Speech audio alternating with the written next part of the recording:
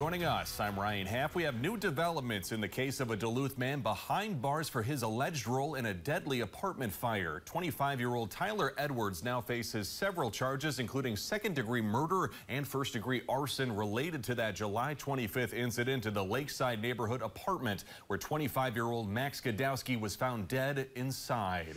Our Madison Green went to court today as Edwards was expected to be arraigned on separate charges. Now joining us live from in front of the St. Louis County Courthouse. And Madison, it sounds like we're just learning about how officers found and then later arrested Edwards.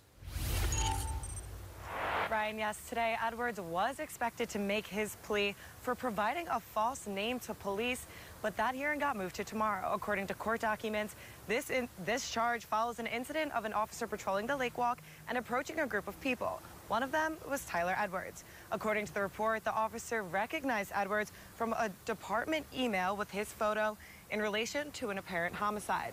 When the officer asked Edwards to identify himself, he provided a false name. After being unable to find that name in the system, the officer told Edwards he would find his true identity eventually.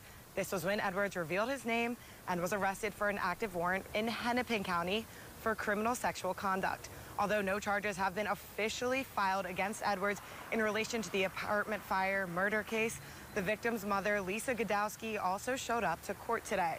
She was too emotional to do an on-camera interview, but did give us this statement on behalf of her family. We appreciate the outpouring of love, support, and prayers for Maxton and our family during this difficult time. We are grateful for each and every one of you working so hard on this case. We are truly blessed, and I was told that the arraignment did get moved to tomorrow morning on Zoom because it will include additional charges that have not yet been filed, and we will, of course, attend that Zoom and provide additional coverage.